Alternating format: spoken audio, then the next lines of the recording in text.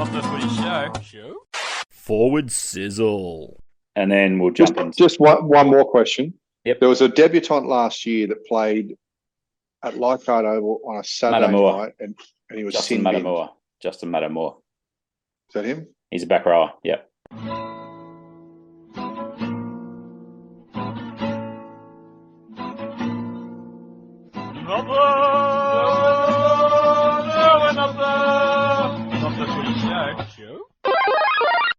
G'day everybody, welcome to episode 278 of Not the Footy Show. We're back again a few days after leaving you a double episode to start 2023. And Robb Cox is with me. I'm Warrick Nicolson. It's time to talk about those West Tigers. Coxsmith, your favourite team. I think we've established on the last pod about the Dragons that you're off the Dragons. The Red V is no longer a part of you, and it's all about the West Tigers. Because this has been one of those teams that has definitely filled our messages through the off-season. Probably for the last 2 years, really, because this is now the Tim Sheens show. I don't think there's any doubt about that. That's hard to say. There's another word you could probably throw in the middle there as well. No, that was the Justin Pascoe something show. Because he's been definitely pushed to the side. All the decisions that he's made in the last, 4 or 5 years have pretty much been overturned by Timmy, who's come in at the end of 2021, wasn't it, that he came in just before they signed Coruscant and Papali'i. And he's gone on an absolute binge to recreate this roster. Mind you, speaking about someone who's recreated a roster, Gus Cool, not only has he done a few other movements, and we'll get to Canterbury soon in our series, but S. Crichton fullback money at the Bulldogs next year, I think it's locked away, isn't it? Yeah, well, Penrith have issued a statement today saying that he won't be at the Panthers after the final game of 2023. And I think if you put 2 and 2 together, you're going to come up with the answer there. And he'll be at the Bulldogs in 2024 for sure. Is there any hope, given of what one T. Sheens has done at the Tigers, and we'll get to the signings for this year in a second, do you reckon there's any hope that Timmy can just basically say, I've got Doueihi coming off contract. I've got Brooks coming off contract. I don't really know between Staines and Daine Laurie if they're my number one. Is there any chance that he basically goes, well, why not open the purse strings for S. Crichton at fullback? Well, he could, but I think he's got, when we get into his team, I think he's got more pressing matters. I think he's, I think what we've seen from Sheens over the last few months has been good, but I don't know if he needs to buy a centre fullback at the moment because I think he's got a few options. So I think that's why the Bulldogs makes more sense. And look, the tie-in with Gus and Cameron Ciraldo, as well as Burton and Kickow, will make Crichton kind of walk in there like it's a second home. Yeah. I just reckon the Tigers could be a threat if Tim decides, and importantly, if Crichton doesn't commit his future yet. If we get a few months into 2023 and Crichton hasn't signed a deal with anybody yet, he'll be pushing for the highest bidder. So I wouldn't be surprised if the Tigers have a dip if they're allowed, but they've already had a dip at a few players. Let's look at the 5 players they have added for 2023, which pretty much all of them classify as big name signings. John Bateman, they got across the line at Christmas time. They've got David Clemmer from just before Christmas. End of 2021, they signed Api Coruscant and Isaiah Papali'i. And then also in October of last year, they picked up Charlie Staines. I got a question for you, Coxsmith. I'm markedly impressed by that. That's a phenomenal effort. It's a great recruitment spree. Can you think of one as significant in the last 30 years off the top of your head? Because I reckon there's one that matches and probably exceeds it, to be honest. But it's a phenomenal overhaul of a roster. Can you think of it? Time of the year. 1996. Mate. So Super League War, here's the clues. Super League War is the reason that this team ended up with a embarrassment of riches. They had been absolute easy beats for the early 90s, end of the golden era. Parramatta. Who'd they sign? Do you remember? Well, they get Jim Dimmick, Jason Smith, Phil. Who? Which Hill? Phil. Scott Hill. Phil McCracken. Jared McCracken, and they got Jim Dimmick as well. They got the Canterbury Four, the Turncoats. They picked up them, but that wasn't all they got that year. Okay, they also picked up Gary Freeman from Penrith his last season. They picked up Nathan Barnes from Newcastle. They picked up Aaron Raper and Adam Ritson from Cronulla because they both signed with the ARL instead of going to Super League with the Sharkies fans. And not only in addition to that group, which is half a team, they picked up hardman Peter Johnson from Illawarra, who could hit like a sledgehammer. They picked up Stuart Kelly from the Gold Coast, Rocket Rod Mabon from St George, and a winger called Shane Russell, who was one of the only players that had shown any talent at the Sydney Tigers during that horrible middle 90s period. So they overhauled the roster to an extent that probably hasn't been seen since. And this is about as close as I think it gets for just a monumental shift in the quality of what's on your team. Yeah. Yeah, look, how did Parramatta do in 96, by the way? 96 wasn't great, but they made prelim finals, I think, 3 of the next 4 years or 4 of the next 5 years or something like that, and the grand final in 2001. It certainly turned their club around. Look, I actually think that I think what Sheens has done here are probably better signings as far as they've been more targeted signings. I think Parramatta just picked up players because they were available. Or they were herded into Parramatta because of the whole loyalty factor. Yeah. What I'm looking at here, though, mate, is pretty darn good. And I mean, there's one player you missed out on. There is another one, and he has shown really good utility value at other clubs he's been at, and that's Will Smith. Yeah, he's there this year, and if Sheens and co can harness his energy and willingness to play, I think he's in your top 17. Well, he's one of those players that could fill that. I guess Canberra have been doing it, and so have Penrith. But that utility, who's not necessarily a hooker role, that second utility factor, he can play anywhere in the outside backs. He can play your halves. He can play hook if he has to. I think he can play anywhere in the back line, as well as at a pinch, dummy half and possibly a running lock if you wanted him there. He's not big. He's not very big, but I think he brings, on paper, he brings really good value. It'll just be which Will Smith turns up, which one we're going to see, because we didn't really see a great Will Smith at the Titans. Yeah, I don't think. I think he was better at Parramatta and at Penrith earlier on. Yeah, there's 2 other players that they've also effectively signed. Coxsmith. They lost Sean Bloor to a knee reconstruction in the trials last year, and Tommy Telau, I think, was injured at the end of 21 and never actually played last year. So 2 potential, I guess 12 months ago starters are now back in the mix at the Tigers. The other names that they do have, who they also added halfway through last year, is a guy called Tristan Riley, who's an outside back who'd come from the rugby system, and a prop lock called Sion Fainu, who I think is brother of Manesi, who joined them from New South Wales Cup and Manly last year. They're the top 20 or top 30 squad members who are also new. So it's 8 to 10 players that are brand new. And if we just look at the farewell list, and it's long, it explains why there's so many spots, the new players in the team. You've got Luke Garner, Oliver Gildart, Jackson Hastings, Luciano Leilua left halfway through last year, Jacob Little, Jock Madden, Thomas McKaylee, Zane Musgrove, James Tamau, Tyrone Peachy, Kelma Tuolangi, Barmanu Brown, Austin Diaz, and James Roberts. It's, there's 12 players or something there that have jumped out. Yeah, and to be fair, in my opinion, only 2 of those were probably worth keeping, which was probably Tuolangi and Hastings. Yeah. I think they've done good. I think if you say, are they better? Will they be a better team this year than they were last year? The answer for me has to be yes. If Sheens and Benji and Farah can get them to gel and all play for one another, I think they're definitely a better team. As long as they're all pushing in the same direction, things will be definitely better.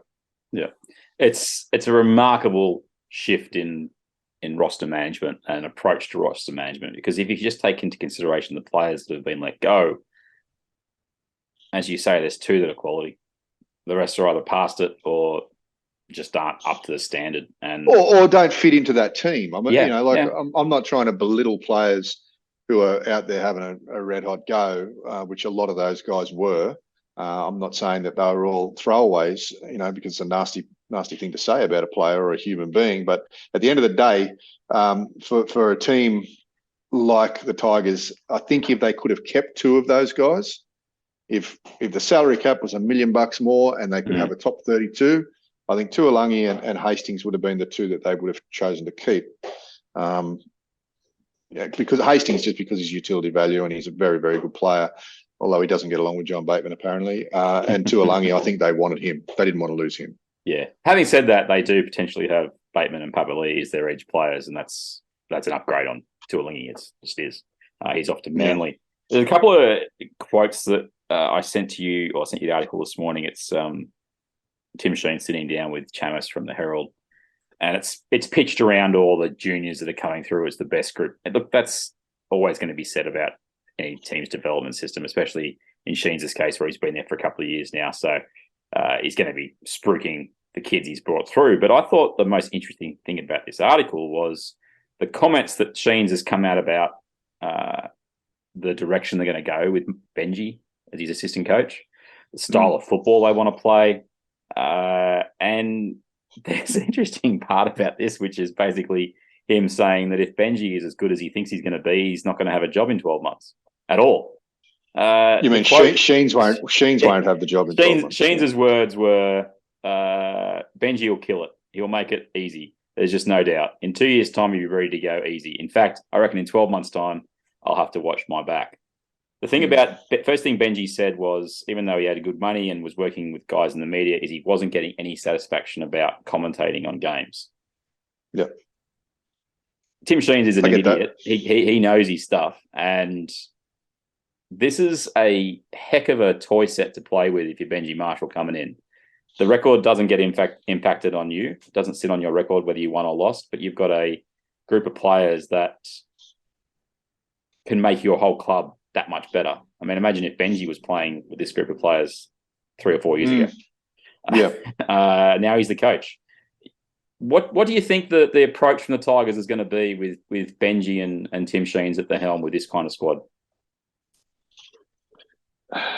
Look, I think as far as I think you're right. I think this is ideal for Benji to have training wheels on and at least in the record books, nobody is going to be able to judge him on what happens. This is all heavily falling on Coach Sheens. So Farah and Benji get a free shot here, at least for the next year. And I get it that Benji probably isn't feeling the same kind of excitement in the commentary box as he would be in the coach's box. Yeah. But, there's been plenty of players who could have, should have, would have coached and didn't. Sterling being one of them. There we go. Thanks, straight on the same bloke. Matt Johns, Andrew Johns. Andrew Johns. And there's probably good reason for that. Have a look at some coaches, mate, after 5 years of coaching. It might be corresponding with just the age that they're getting to, but generally, a year of coaching is worth 2 years in the commentary box. You tend to age quite fast. Yeah. So careful what you wish for, I guess, is one way of saying it. But look, mate, Benji's one of those guys. I really like him. I think he's a really good fella. Yep. There aren't too many blemishes on his record. There's not too many people running around saying that he's an a-hole or anything like that. He's definitely one of the good guys. Mm-hmm. He's also not somebody to take too much crap though. He's he's very serious about his football. He's a winner, and he's always stood up in the big moments. So let's see how he goes. I wish him the best. I mean, what are your thoughts on him? Sheens is a smart dude. And I actually reckon he's ended up with the best situation, because the other thing in this article that was not revealed, because we knew that they'd been going after him, but he categorically says he's speaking about things not working out for Maguire. He says, it didn't work out for Madge, but in saying that, Sheens didn't want the job straight up. As you very well know, I chased Cameron Ciraldo and got criticised for offering him a 5-year contract. It's funny how he's now at the Bulldogs on a 5-year contract. But anyway. And he says, for Benji, he goes, he's already got a say at the club. That we know, I want to get rid of this player because it's not my team from Benji. Sheens is giving him the keys to the castle here, but he's doing it not even with training wheels. I actually think this is, and I mean, I'm a Sheens fan. What he did for my club and what he did for Penrith. People forget that he actually was the one that started Penrith along their line for the success that Gould ended up taking him to. It's funny how that works sometimes, and people forget. But this is what he's doing here. He's setting up Benji in a situation where he can basically have the best of every world, and now he's got a roster that can do the damage. And I think that's why you probably saw Tim go, this is the year I'll take control, because even though I've got the players I wanted a year ago in Coruscant and Papali'i, he's now got, 3 other quality players on top of that. So he set the table beautifully for Benji, I reckon. And this is a really good move. And I think it's a better pickup than Ciraldo would have been for the Tigers in particular. Tim Sheens has got nothing left to prove. He's coached at every level. He's had success at every level. I can't imagine that he'd have too much ego or too much want to satisfy an ego now. And there's nothing in it for him come win, lose or draw, because he's going to hand the reins over in 2 years' time. So even if he has a modicum of success, people probably aren't going to think it's good enough. So he's on a bit of a hiding to nothing. So I actually do believe it when he says that he's setting the club up for the future. Yep. I think he sees himself as the best alternative right now, because if Benji was thrown in there, Benji would be on a hiding to nothing as well, because we know that they're not going to be stupendously successful this year. They can't. And I'll tell you some reasons why they can't later. Yep. But so Sheens is happy to wear that, I think. And the thing that I think the key point here is that there's juniors coming through. Yep. He says that. We have to believe him because we don't know. But we have to believe him because there's no team ever that's ever been able to win premierships by buying a team. Buying a team's too expensive. If you choose your 17 favourite players right now and pretend there's no salary cap, I'll guarantee you when you build your 17 team like that, they'll come in probably $5 million over the salary cap. Yeah. So you need juniors and you need journeymen. Look at what Bellamy does. Yeah. He brings journeymen into the team. He brings the players that are going to get paid 200, 250 in. They do a job, they do a good job. Yeah. Because otherwise you can't buy a team. It's impossible. The salary cap is ensured that you cannot buy a team. You can buy individuals, but you can't buy a team. So we have to believe Coach Sheens, and we have to hope that he's right. Because if he's not, the Tigers will go on not getting into the top 8. That's just the way it is. You've written out what you think is their 17. The best 17 from the whole squad. We're pretty similar, so why don't you tell me yours, mate? Okay. Just quickly, we were saying about the juniors. Just want to backtrack slightly. I don't think Sheens goes out and buys this group of players if he doesn't think there's juniors coming through. I agree. Because he's going to go, all right, we'll put the money out there for these guys. Yes, we're not going to win a premiership this year, which, as you say, is next to near impossible. But these are the ones that will set the juniors up and will take the pressure off those young fellas coming through. So when they come in, it's not to the Wolves. It's actually into alongside the Papali'is, the Batemans, the Coruscants, etc. It's really smart. All right, so fullback, this is probably the most contentious position at the Tigers in 2023. I've got Charlie Staines. Now, I think Daine Laurie is a good footy player, but I don't think he takes this team to another level at number 1. So I'm giving Charlie Staines the opportunity to basically run himself off his feet, use his speed around the rucks, and focus on support play as opposed to ball play. Let's compare position for position so we can get through them. Yep. I agree with you. I think Staines is your number 1 for a few reasons, and I think mostly because of his absolute speed. He's not a bad defender, and I think he deserves a first crack at the title for the number 1, because as good as Daine Laurie is, and I've got him elsewhere in my team, but I think that Staines is a future star given the right coaching. You don't want to leave that speed just sitting on the wing the whole game. Yeah. I just can't see, especially if you're not convinced your halves are going to necessarily play to the level that you need them to get your wingers involved. So I like Staines at fullback. And he also showed a lot of work rate in New South Wales Cup last year when he got the chance. He was playing fullback Correct. and not Taruva for the Panthers in New South Wales Cup. It's a really interesting note. That's the decision that they made. So that basically, if anything happened to Dylan Edwards, Charlie Staines was probably going to He was ready. He was ready in that particular role, that work rate role. And I think that's I know there's some talk that Staines is the second fullback at training for the Tigers, but do you think the Tigers are showing us everything they want us to see? No, they're not. And they're not showing anybody anything, actually. Well, one interesting thing about that Chamis article was that Sheens obviously has had some media at training who have spotted a couple of weird things going on. And Sheens has been quoted as saying that he's got everybody being able to play at least two positions. Which will go, when we read out the rest of our teams will probably make sense. But who have you got on your wings? Who are your wingers? I think it'll be the returnee, David Nofaluma, Mr. David Nofaluma. He'll be on one wing, and Ken Mamalo will be the other if he's fit, although he did play with one leg for most of the end of last season out of necessity. I'm not a massive rap on Mamalo because I think he's a little bit one-dimensional, as in he just is a bit of a bash and barge guy on the wing. Finishes okay, but I think you can find that in other players without spending big money, but they did bring him in on a good deal, so he'll be on one wing and Nofaluma. Yep, I agree. I think Nofa coming back from Melbourne was probably good for him. Let's hope he carries that same swagger when he's back for the Tigers. Nofa and Mamalo for me. What about your centres? Quickly, just on that work rate factor again, you got Mamalo, Nofaluma, and Staines at your back three. Does that not remind you of Taylor May, Brian To'o, and Dylan Edwards in terms of work rate? Very similar. As long as they can get in and work. Yeah, as long as they will. Adam Doueihi is my centre alongside. That's probably going to be Naden, as much as I probably wouldn't pick him. But I think he's been re-signed for another 3 years or something. So as much as I would leave him out, I think it'll be Naden and Doueihi. I don't think Doueihi's going to be at the 6.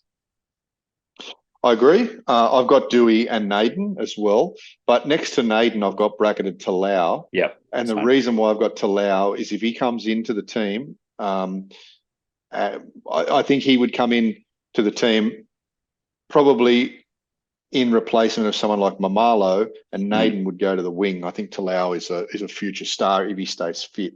Yeah. So we're pretty similar in our way of thinking. That means that the likes of Stafford Toa misses out, Junior Tupou misses out, Asu Kapoa also don't. They'll get games. They will, but they won't be in that starting crew. So that means we've both got Daine Laurie at 5'8". Is that correct? Absolutely. And surprise, surprise, your mate Brooksy in 7. Where he's been for the last 150 years. The quote from old mate Sheens is pretty much, Brooks needs involvement. He's got to play on his preferred side of the field, which is the left-hand side, at halfback. It's a pretty big backhander to Madge, isn't it? Yeah, well, it is, but also the other reason why Sheens has Laurie playing a bit of half at training is because ultimately, mate, I think your mate Brooks has got 6 to 8 weeks. If he doesn't fire, he's going to get fired. And Laurie, they've got no other halfbacks in there. Well, no notable halfbacks. To your point, you got Will Smith as probably the backup, and then you've got Will Smith, Jake Simpkin, the hooker, training at halfback. And at a real pinch, it'll weaken the team. But if you needed a halfback, you could probably have Appy. Doueihi can play 7 if he had to. Yeah, you wouldn't want that. But I don't want that. So Laurie and Brooks for the starting halves. What's the biggest downside of playing Laurie at 6? Look, he's not very big, so you're probably going to be a little softer in defence on his side. I don't think there's any downsides, mate. I think I said this last year, halfway through last year, I said that I see Laurie more as a 6 than a 1. The upside is he gets his hands on the ball a little bit more. Yeah. And I think he's one of those players. I find him an exciting player, and I like him when he's running the ball and when he's got his hands on the ball. So, I'm sure he's played some half in his time. I don't see a downside of having him. What about you? No, I think it's just something you got to try. To get Staines into the team, this is what you got to do. And I think Doueihi at centre is a far better prospect than Doueihi at 5'8" or halfback. I don't think. I just don't think Dewey's a half. Yeah, I think we've covered that plenty in the last few I just don't think he makes but great decisions. I think he's more of a centre / fullback. He's a runner. He's a runner. Yeah. Get him running off someone's shoulder and watch what he can do. Absolutely. What about lock? Who you got lock lock forward? To keep him more involved in the game, I would put Isaiah Papali'i at 13 because I think he can play anywhere in that forward pack, and you want him touching the ball a lot more. You put him on an edge, and then you put Bateman on an edge. I think you make your team a little bit more one-dimensional. I think having Papali'i in that middle section is a lot better option than a Joel Fingawi or an Alex Twal, who I think both need to stay in the front row rotation. You? Well, I've got Offengawi because I like Papali on an edge. I really do. So we do differ a little bit there, but I've got Offengawi as my 13 and Papali at 11. Yeah. Now, obviously, everything's a little bit rotatable there. I've also got Bateman at 12, of course. Yep. It'd be silly to have him on a bench.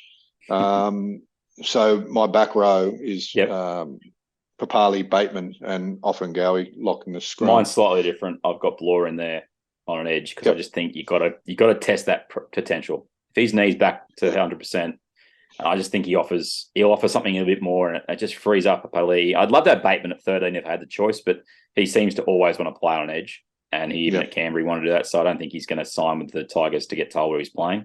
I think he's signed with the Tigers to play where he wants to. But he definitely offers. And the Bateman Papali thing, it takes away some of the danger of having a Brooks and a Laurie defending on the edge as well. It's a big upside. I get it. Front row? I get it. Front row is Clemmer and Twal, obviously, with Appy at hooker. That's heck of an upgrade, isn't it? From Jacob Little, James Tamau, and Zane Musgrove. Yeah, I definitely think they've definitely upgraded there. And I think Clemmer will bring some much needed fire to the pack, to the team. He takes every game very personally and very seriously. And I don't think that no one will be walking over him this year. And no one will be intimidating them, I don't think, especially with Clemmer in there. And, even Bateman's a fiery little fella. So I think they've got plenty of starch in there. But I think one of the most interesting things about this team is the bench. Yep. And your bench? What's your my bench is different to yours. Yep. So I'll run through my 4. I won't tell you any reasons why, but you'll get what I mean. I got Will Smith at 14. I got Bloor, Matamua, and Stefano.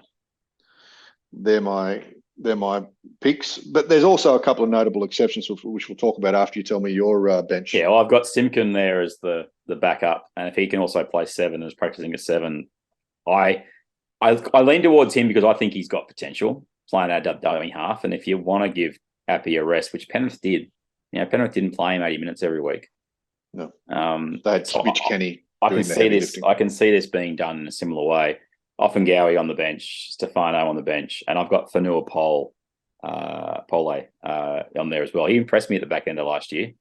He's a middleman. Again, he's going to be playing that 15, 20-minute role, so I actually don't mind that. Matamua, I think, is going to have to earn his spot in there, but he is definitely that prospect you look at. And I've only seen little bits of him, but they rave about his ball playing ability, and that's a positional addition to your squad that you're just going to get excited about if you're a Tigers fan. I brought him in straight away because I only saw him play the one game last year. I think he only played the one NRL game, and he got binned in that. But I like why he got binned. Yeah, he was looking to hurt people a little bit. And Stefano because of his size, and you can't leave him out. He's there for a reason. Do you start Stefano and put Twal on the bench is the other thing? You could do that too. Or you could start Stefano, put Twal at 13 and have Offengawi on the bench. I mean, that is a little bit fluid for me, and I'm cool with that. So, but the ones that'll miss out for starters, I think, will be Seyfarth, who he's serviceable. He's a very good player. He's serviceable. I think he's a good player. Yeah. I'd be much happier if Saints had bought him than a couple of others. Kapoa will probably miss out.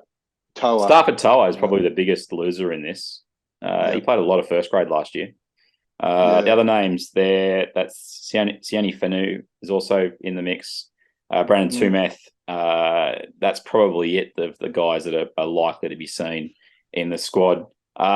There's a player that I want to put up there as well. I don't think he'll play first grade anytime soon. It might be at the back end of the year, but they did sign a centre called Josh Felitti from Manly's system. He scored 6 tries in a SG ball game a year or so ago, and Manly weren't exactly stoked to lose him.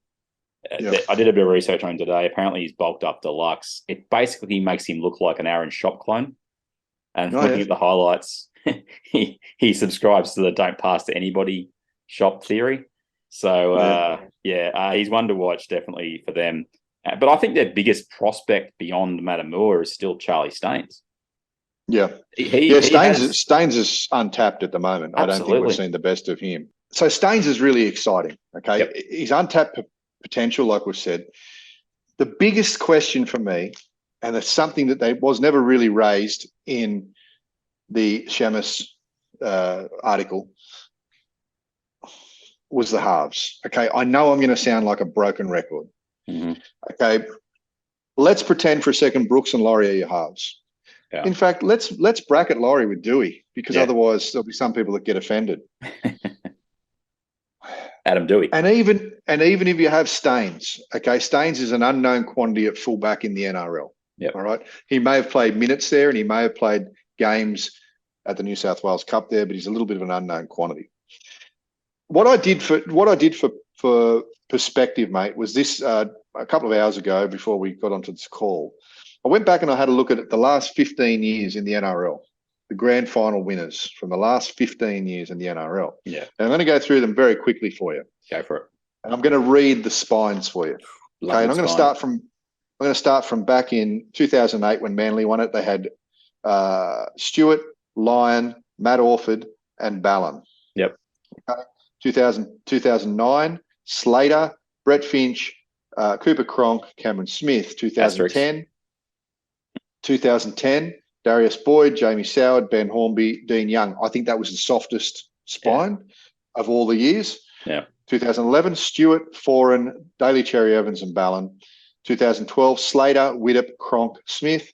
2013, Minicello, Maloney, Pearce, Friend. 14, Inglis, Keary, Reynolds, Appy Coruscant.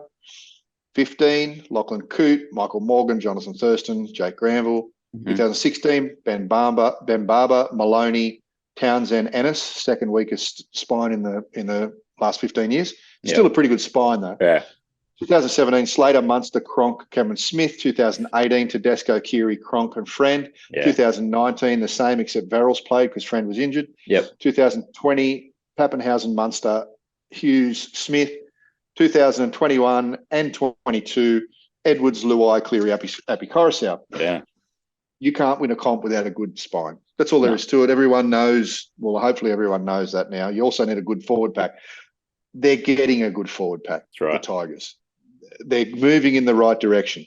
But what I have to say is I think Sheens is probably tossing a coin in the air and saying, I really hope Brooks comes good, but I'm not sure he's going to. I think the next player they buy will be a halfback. Well, this is the question I have to you, which goes along the lines of it, is that which of the two do you keep paying beyond 2023? Adam Doueihi or Luke Brooks? Because there's just no way that Tim Sheens, after the job he's done to rebuild this forward pack, and the fact that the juniors coming through predominantly are forwards, okay? Yep. There is just no way he doesn't go out and loosen the purse strings for a playmaker. So one of these two is definitely not coming back. And I guess the question is, do you let them both walk?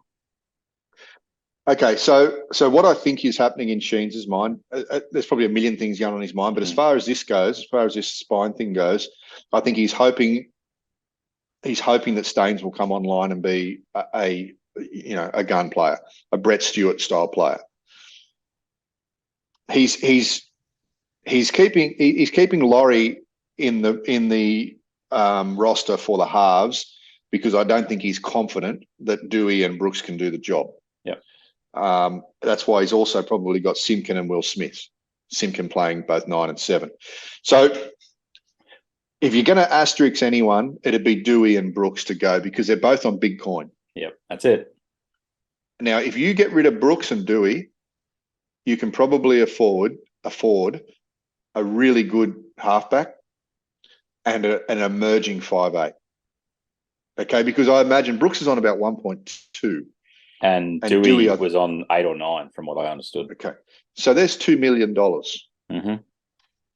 You can buy some good players with $2 million as long as you do it right, or you can develop some players and bring them in. If you've got a really strong 7, you can afford to have some running 5'8". So this team, as much as the Tigers fans will probably hate me saying this team will do better than they've done in the past. They have to do better than they did this year.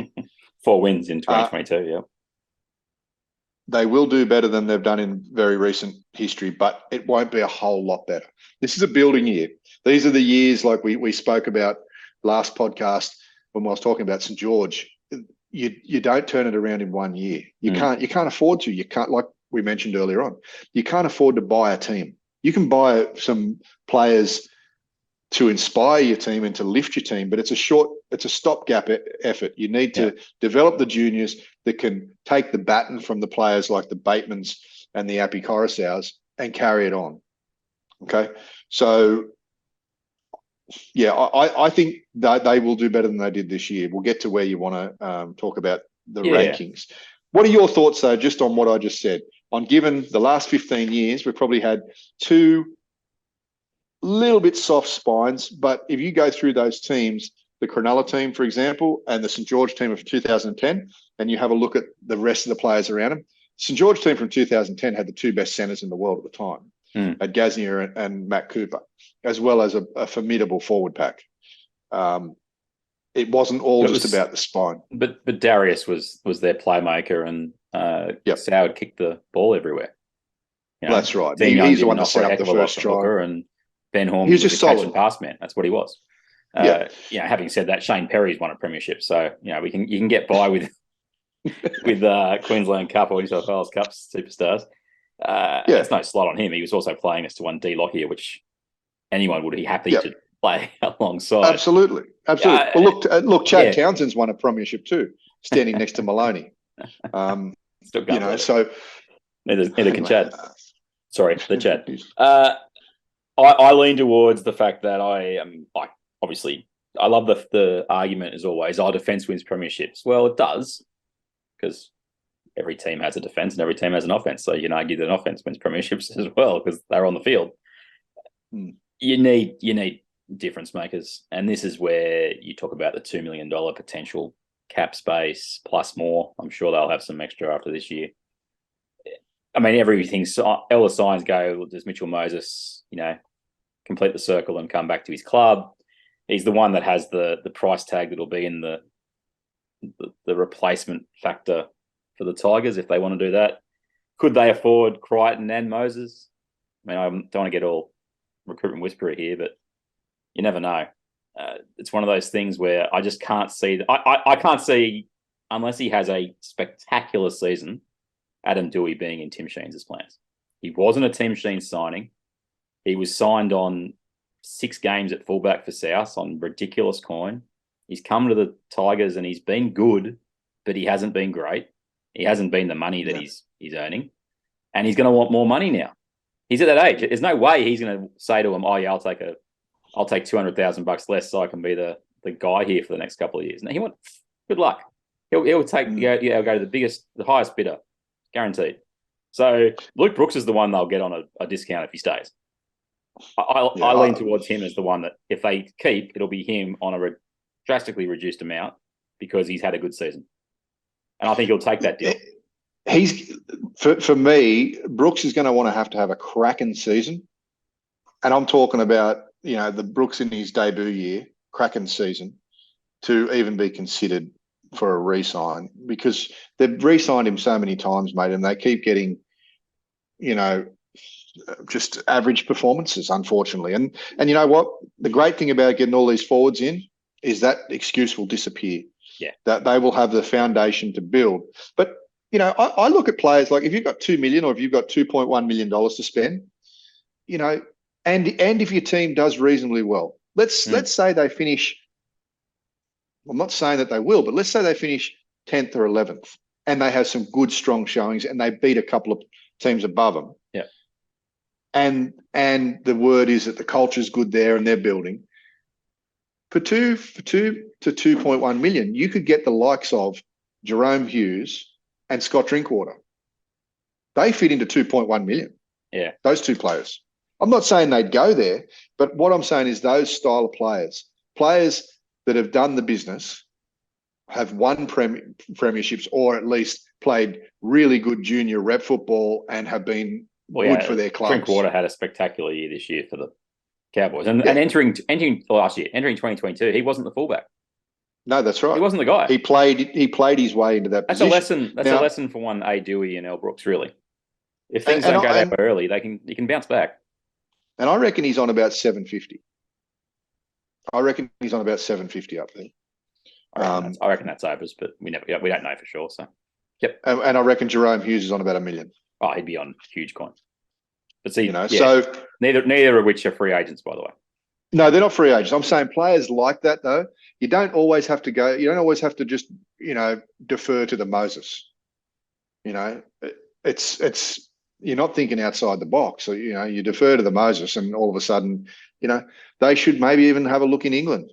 Well, I'll give you the name. Give me two names. Give me I got called out by Gavin on Instagram. Thanks, Gav. About my Dylan Brown to the Roosters whisper. Wasn't a prediction. How dare he call it a prediction? We categorically said it wasn't. El Kiri off contract at the end of next year or the year after. He'll be 31, 32. He's a genuine playmaker. Oh, absolutely, but he's got issues. He gets head knocks, mate. Yeah, I couldn't. I would think he's a very good player. Are you asking me to think outside the box in regards to Moses? I would take El Kiri over M. Moses if I was trying to win a comp.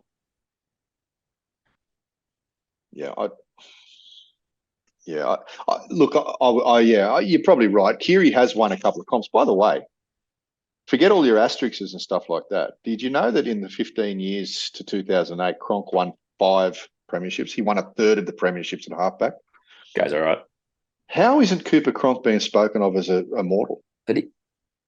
At the moment. I know there's Freddie's in front of him. And my whole argument with that is... I do digress. The guys like the Dailies and the Langers and these guys, I love Cooper Cronk, but he's not as good as those guys. He's not.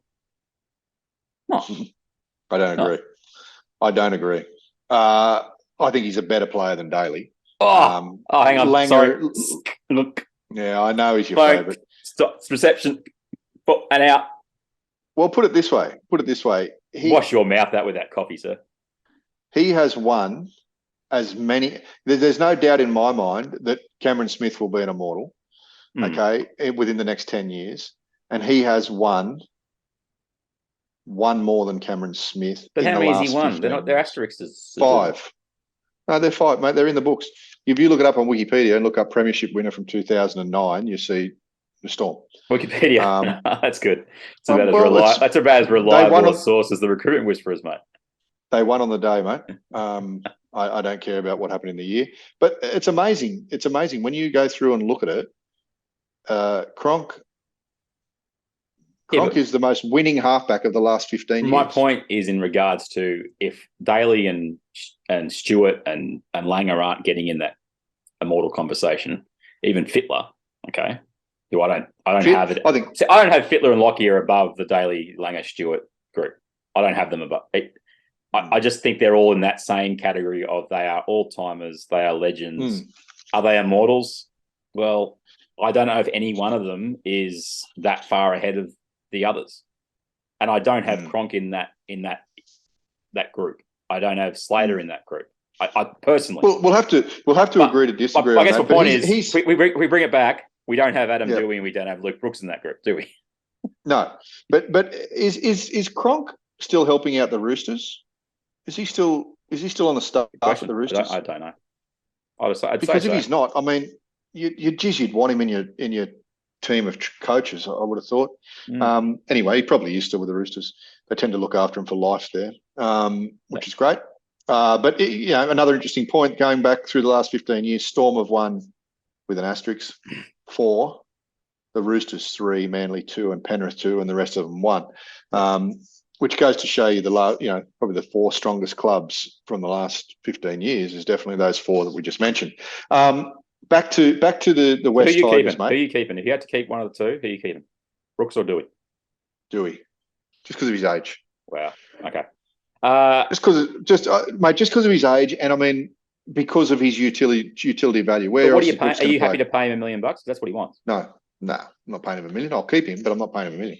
Okay. I reckon Doueihi's a $700,000 player. Oof, no, half that. I'm harsh, but I just don't. You're harsh. That's what don't see it. Don't see it. I think he's a $700,000 player. I'd have to pay to play, but anyway. I think he's a $700K player. If you can get him firing in the centres or fullback, I think that's what I want to see from I want to see him embrace that role if that's where he's at. I don't want to hear this. We may not. He also may not want to. I should be playing 5/8 New South Wales Cup. Like, please, just release him and let him go. Geez, Sheens wouldn't have liked that, would he? He wouldn't have liked that. He also wouldn't have liked ticket out of town. Once that contract's up, he's not staying at the Tigers. That's my prediction. Sheens wouldn't have also liked what happened at the World Cup with the sledging of the referee. Yeah, mate. Grant Atkins is a pretty straight up and down fella. I know him a little bit, and I'm thinking he wasn't sending someone for nothing. I'm pretty much siding with Grant Atkins on that one. Speaking of sides, positions, tiers, they were 4-20 last year and they were 16th. First time I think they've won the wooden spoon. They were 20 points off 8th spot, Coxsmith. So when you talk about will they play in the top 8, do you know how many points 20 points is in wins? Or how many wins 20 points is? It's 10 more wins. They aren't going to play top 8. They're not playing top 8 this year. They won't be playing in September. It will be a monumental effort. Even if you double their wins from last year, that's 8. My math's going tremendous right now. That's still 6 wins out of the top 8. So we're asking them to go. Yeah, I think if they get past 8 wins, that's a good season. If they can get into double figure wins, so each team plays 24 games, 3 buys. Yep. Now that's why you've got to be careful because the buys will now still be worth 2 points. So the cutoff figure is going to be going up this year in terms of, as in the general figure, which used to be like if you could go 12 and 12, you get there. That'll still be technically correct at 24 points or 26 points. Now it'll be like 30. So you just can't afford to lose more than you win. And my concern with the Tigers is if Brooks and Doueihi are your 2 main guys come round 1 and come round 10 and however long Sheens decides to persist with it, I think 7 or 8 wins is the bright spot for them this year. And I like their team. Yeah, I do too. I had the Dragons coming in 13th, didn't I? Yeah, 13th. Yeah, I had 14th. Okay. Just to be clear, everybody, we're putting them in positions we think they'll finish. This isn't like we've got a list in front of us that says 1 to 17. This is just filling as we do each. All right, what's your band? What's your band? So it's 1 to 4, 5 to 10, 11 to 14, 15 to 17. Okay, 11 to 14. Yeah, I'm in the same boat, but it's still if they only win 8 games, they could be in that 15 to 17. It's entirely possible. Yeah, I got them finished 14th, okay. Just below the Dragons. Well, I'll go 13th just to swap positions with you. Okay, I think they will. I think they'll win a couple of good games, and I think they'll show some.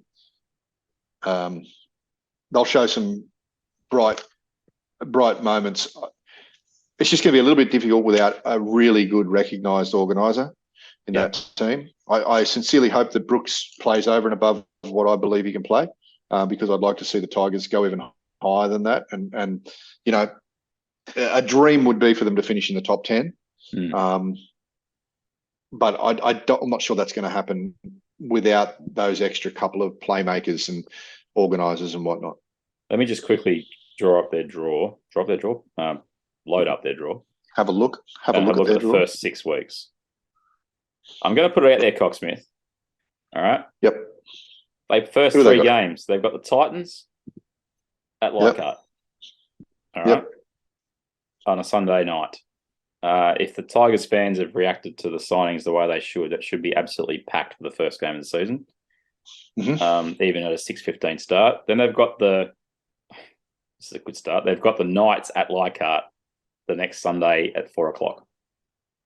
Those first two games, they can win those. Absolutely. And then the third game is at Belmore, again Sunday afternoon against the Bulldogs. If the Tigers start 3-0, what kind of hype is going to be out there around the top 8? If they start 3-0, I'm not sure it's great for their season to try and maintain that kind of level. I don't think they're going to beat the Bulldogs. But if they start 3-0, their crowds will get bigger for at least the next month or so. And the next home game after that is at a core stadium. So they're going to the big ground for the Easter Monday game against Parramatta. Is that round 4? Round 6. So what's round 4? They got to play Melbourne in Melbourne and Brisbane in Brisbane the 2 weeks after the first 3 games. They can beat Brisbane. If they've won, even if they lose those 2 games, if they've won 3-0 to start, that will be a huge crowd for Easter Monday against Parramatta. But they have to have a couple of wins on the board for the fans to show up. If they start 1-4 or something like that, then they're in trouble in terms of that crowd. So Eels round 6, yeah? Yeah. I say in trouble, I mean they can't get a 60,000 crowd. They might get a 30 or something like that. Yeah. And they got a bye in round 7, so guaranteed 2 points by round 7. That's at least good. If I have to pick, if someone holds a gun to my head and says pick them now, we don't even know what the teams are for all of these teams, but I would say they can win. They should win the first 2 games. Yeah. Then they might lose 4 on the trot. But conversely, if we're going to talk about the run home, okay, so their last 4 games, they don't have a bye across the last 4 rounds, so they don't have that sort of automatic 2 points that come in sometimes. They'll be playing 25 rounds this year, 26, 27, 3 buys, 24 games and 3 buys. In round 24, they have a home game, but they're taking it to Hamilton to take on the Warriors. They're the only team that's taken a game to New Zealand. Really? Congratulations, Tigers. Well done. Yeah, that's good. Good for them. Then they play the Dolphins at CommBank Stadium. That's going to be winnable. So that's 2 in a row that are winnable, Warriors and Dolphins. Then they're at SFS versus the Roosters, probably a loss. And then they finish at Brookvale versus Manly. Now, that means they could win 3 of the last 4. So if we're saying that 12-12 is that sort of you're in the zone kind of thing, basically what we're saying is you need to be, by the time they hit round 24, they probably need to be a game or 2 over 500 by then. I don't think they can be chasing. I reckon they'll need 13 wins at the 24 to be in the conversation for the 8. So 10 wins we're saying with 4 rounds left they need to have. It's not a task that's unachievable. But they're going to want to win out of those first 6 rounds, at least 2 of them.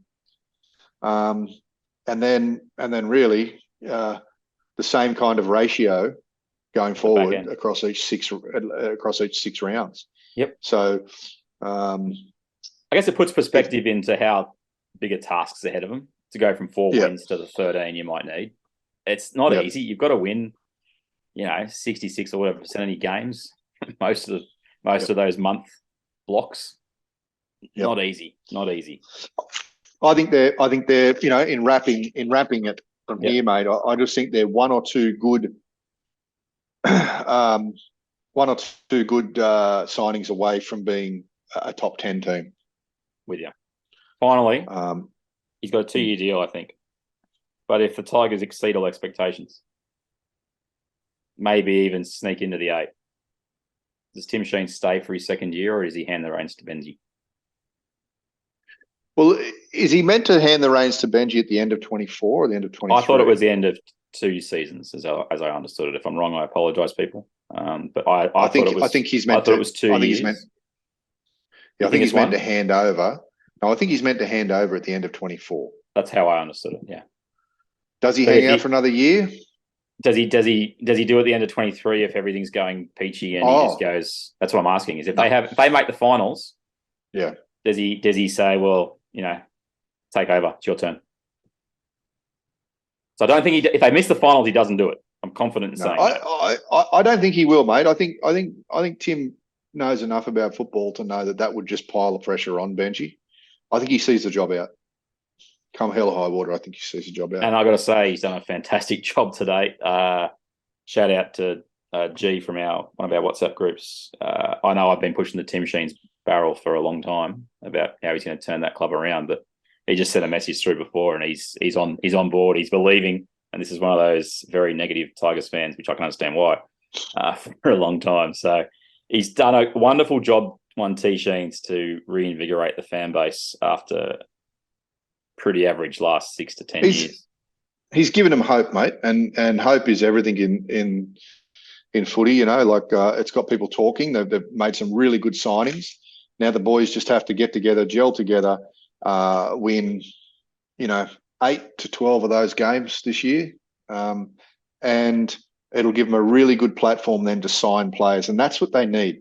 They need stability. They need to be able to win a few games. They need some good chatter around the traps that they're a good club to be at.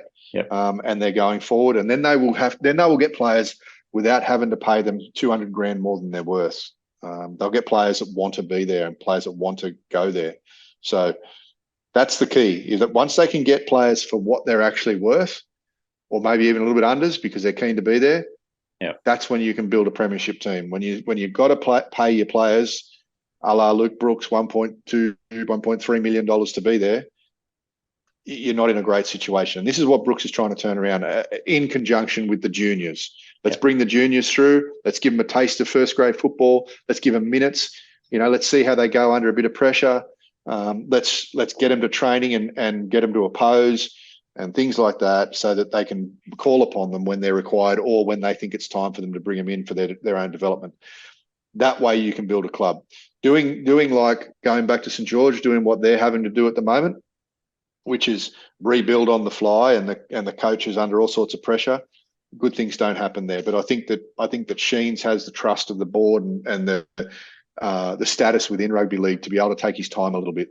And what I've seen here in his signings are really good signings, and I wish him all the best of luck, because I think they should do really well.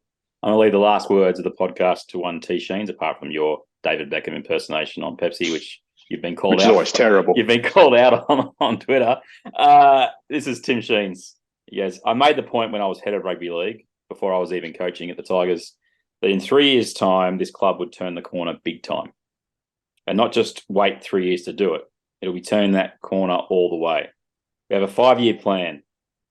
And it's not a major change in coaches. It's just a transfer when Benji takes over. Unbeliever. Yep. Get me on board, Timmy.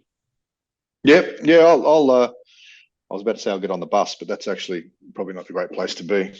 I'm on board, mate. I really hope they do really well. I think the Tigers, the Tigers doing well is really good for footy, just like when Souths do well. So good luck to them, and hopefully we see some team songs this year. Yeah, that's and one thing about Tim Sheens that you can probably guarantee is this team will play some football. He does not shy away from that. And I've been Warrick Nicolson. That's been Robb Cox. That's been your West Tigers deep dive for 2023. Next team probably will be Canterbury, but we will leave it up to Twitter to decide, or Instagram to decide who we should do next. Take us out, Beckham. Pepsi. Off the Footy Show. Is that better? What did I get called out for? What did I do? What did someone say? And who was it? I'm going to Twitter. I think it was Ross. What's their handle? Ross McCardle basically said, "Great stuff, but Robb's Beckham impersonation is terrible. He's a Cockney. What's Ross's? He's a Cockney, not a Northerner." Hashtag Pepsi. What's Ross's? If you go to my last the pod about the Dragons, the YouTube link I put on there. Yeah. He replied to that. He's from Wales, Ross. What is it? At what? Give me Ross McCardle, as it sounds. MCCARDLE? No, just one C. MCARDLL. DELL. Yep. McCardell. No worries. I'll be sending in some viruses tonight. Nice. Off the Footy Show. You've been sleeping over there? Pepsi.